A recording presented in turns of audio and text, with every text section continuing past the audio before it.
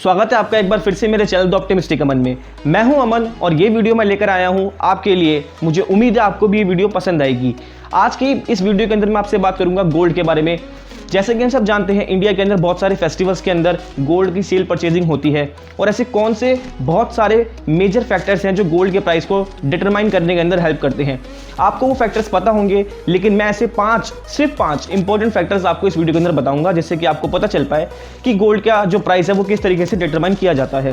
साथ ही साथ मैं आपको बताऊंगा इस वीडियो के अंदर कि आप कैसे पता कर पाएँ कि आपको कब सही टाइम के ऊपर गोल्ड को परचेज करना चाहिए या नहीं।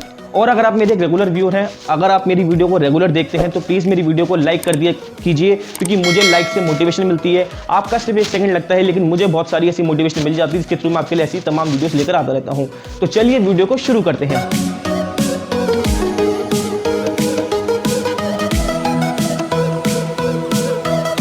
तो इंडिया के अंदर गोल्ड का बहुत तरीके से यूज़ करा जाता है। हम देखते हैं ऐसे बहुत सारे टेंपल्स भी हैं जहाँ पर गोल्ड की बहुत ज़्यादा कलेक्शन होती है। हम सब जानते हैं इंडिया के अंदर एक तरह का जो मार्केट स्ट्रक्चर बना हुआ है, उसके अंदर लोग करेंसी में इन्वेस्ट करना उतना ज़्यादा पसंद नहीं करते। लोग यहाँ पर गोल्ड में प्रेफर करना इन्वेस्ट करना ज़्यादा पसंद करते हैं, बिकॉज की करेंसी जो है वो एक डेफिनेट वैल्यू, एक स्टेबल तरीके से ज़्यादा टाइम तक मेंटेन करके नहीं रखी जा सकती। लेकिन गोल्ड जो है उसकी एक प्रॉपर वैल्यू कुछ टाइम तक जो है स्टेडली मेंटेन रहती है, तभी लोग गोल्ड को खरीदना, परचेज करना पसंद करते हैं। तो वहीं सबसे पहला जो फैक्टर आता है वो है इन्फ्लेशन का। अब इन्फ्लेशन हम सब जानते हैं, जैसे जैसे हमारे इंडिया के अंदर महंगाई बढ़ती है तो लोगों का ध्यान सबसे पहले जाता है गोल्ड के ऊपर, क्योंकि गोल्ड ऐसी एक चीज़ बन चुकी है आज के टाइम के अंदर कि लोगों को लगता है कि अगर हम गोल्ड खरीद लेते हैं तो इसके थ्रू हमारे पास बहुत सारी सब्सटेंशियल बेनिफिट कमाने के ऐसे बहुत सारे मौके हमें इन फ्यूचर मिलेंगे जो हम एक गोल्ड के थ्रू कर सकते हैं। तो वहीं जब इन्फ्लेशन बढ़ता है तो गोल्ड के प्राइसेस भी धीरे धीरे बढ़ते हैं, और गोल्ड के प्राइसेस बढ़ने का सबसे मेजर जो कारण है वो हम सभी हैं, क्योंकि हम बहुत ज़्यादा गोल्ड को परचेस करना शुरू कर देते हैं। गोल्ड के प्राइसेस भी कुछ इसी तरीके से बढ़ते हैं कि डिमांड गोल्ड की बहुत ज़्यादा हो जाती है मार्केट के अंदर, और इन्फ्लेशन सबसे बड़ा फैक्टर है। अगर आपने देखा होगा कि बहुत बार महंगाई कभी कभार बीच में इकोनॉमी के अंदर आ जाती है, तो उस टाइम के ऊपर जो गोल्ड के प्राइसेस हैं वो एक पीरियड ऑफ टाइम के बाद बढ़ना शुरू हो जाते हैं, और इसी के साथ साथ लोग इसको खरीदना भी बहुत तेज़ी से शुरू कर देते हैं। तो प्राइस बढ़ना और डिमांड बढ़ना दोनों इक्वल रहता है इस प्रोपोर्शन के अंदर। सेकंड जो फैक्टर आता है गाइस वो है ग्लोबल मूवमेंट का। हम सब जानते हैं ग्लोबल मूवमेंट, ग्लोबल क्राइसिस का इन सब चीज़ों के ऊपर बहुत असर पड़ता है, क्योंकि इंडिया में से ही सबसे ज़्यादा इंपोर्ट्स करे जाते हैं गोल्ड के लिए। सबसे ज़्यादा जो गोल्ड का यूज़ करा जाता है वो इंडिया में करा जाता है। आपको ये पता होना चाहिए कि हम सब खुद ही कितना ज़्यादा गोल्ड यूज़ करते हैं। तो वही ग्लोबल मूवमेंट के तहत जो क्राइसिस आते हैं, जो चाउस क्रिएट होते हैं, अगर ये चाउस बार बार क्रिएट होते हैं तो इसके थ्रू भी बहुत सारे गोल्ड के प्राइस के अंदर फ्लक्चुएशंस देखने को मिलती हैं। अब जो लोग हैं वो बहुत ज़्यादा ध्यान देते हैं ग्लोबल इन्वेस्टर्स के ऊपर। जो ग्लोबल इन्वेस्टर्स हैं वो ग्लोबल इकोनॉमी पे काम करते हैं, वो सिर्फ इंडियन इकोनॉमी पे काम नहीं करते।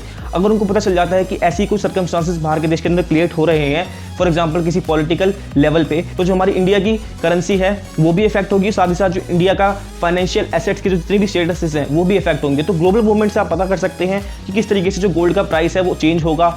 ये चीज़ आपको खुद देखनी पड़ती है और आप इस चीज़ को समझ भी सकते हैं। ऐसे बहुत सारे न्यूज़ आर्टिकल्स के अंदर ये चीज़ें आती रहती हैं। ये सब चीज़ें देखकर आप पता कर सकते हैं कि गोल्ड का प्राइस बढ़ रहा है या कम हो रहा है। थर्ड जो फैक्टर आता है वो है गवर्नमेंट का गोल्ड रिजर्व।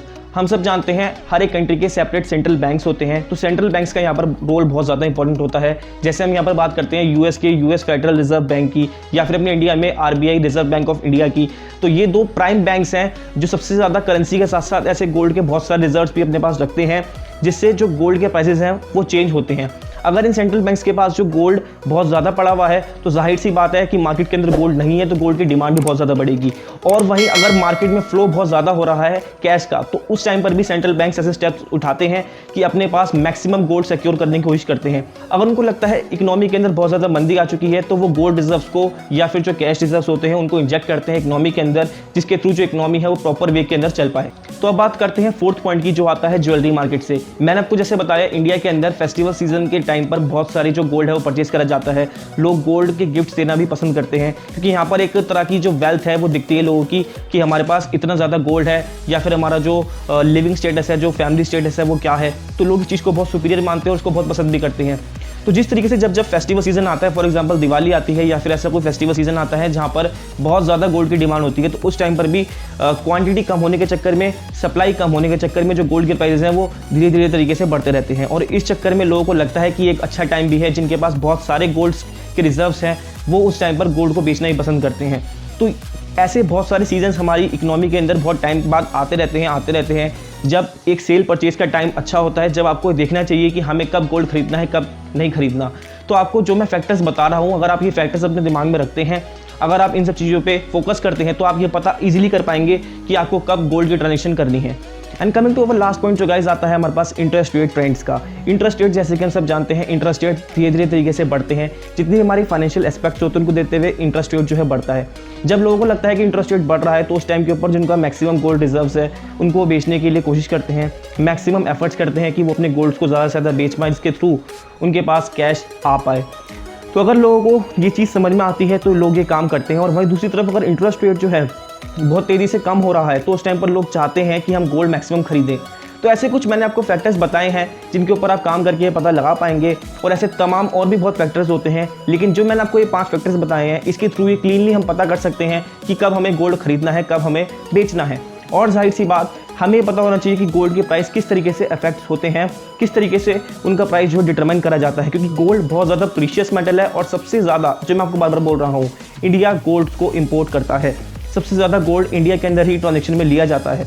तो अगर आपको ये गाइस मेरी वीडियो पसंद आई है, अगर आपको यहाँ पर कुछ इन्फॉर्मेशनल चीज़ देखने को मिली है, तो प्लीज़ मेरी वीडियो को लाइक ज़रूर करना, मैक्सिमम लोगों के संग इस वीडियो को शेयर करना, ताकि उनको भी पता चल पाए कि किस तरीके से जो गोल्ड की एक ट्रांजेक्शन है वो होती है। अगर आप मेरे चैनल के ऊपर नए हैं तो प्लीज़ मेरे चैनल को सब्सक्राइब जरूर करना। और अगर आप चाहते हैं कि मैं ऐसी किसी इंटरेस्टिंग टॉपिक के ऊपर वीडियो लेकर आता रहूँ, तो आप मुझे मेरे इंस्टाग्राम हैंडल या फिर नीचे कमेंट बॉक्स के अंदर बता सकते हैं, मैं उसके ऊपर वीडियो जरूर लेकर आऊँगा। तो फिलहाल के लिए इतना ही गाइस, वीडियो के अंदर बहुत बहुत शुक्रिया।